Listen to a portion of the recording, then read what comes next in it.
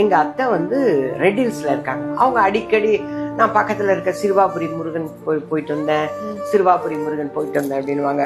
அதே மாதிரி அங்க போனா எனக்கு வீடே கிடைக்கலம்மா வாடகைக்கு. அங்க போய் 6 வாரம் போனோம்மா.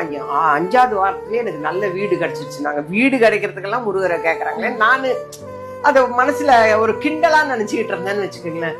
என்னடா அது வாடகைக்கு வீடு கிடைக்கணும்னா கூட சிறுவாபுரி முருகன் கிட்ட கேக்குறதா அப்படின்னு எல்லாம் இருந்தேன். நான் இதை வந்து டான்ஸ் மாஸ்டர் சாந்தின்னு அவங்க வந்து, அம்மா எனக்கு வீடு ஷிஃப்ட் பண்ணணுமா, குழந்தைங்களை வச்சுட்டு நான் ஷிஃப்ட் பண்ணின்னு இருக்கிறதா இருக்கு, நான் இருக்கிற வீட்டை விலைக்கு கேட்கறேன், அவர் கொடுக்க மாட்டேன்றாரு, கொஞ்சம் மக்கார் பண்றாரு, அது கிடைச்சிச்சுன்னா எனக்கு நல்லா இருக்கணும். நான் உடனே ஒரு அப்ளிகேஷன், சிறுவாபுரி முருகனை போய் பார்த்தா வீடு கிடைக்குமா?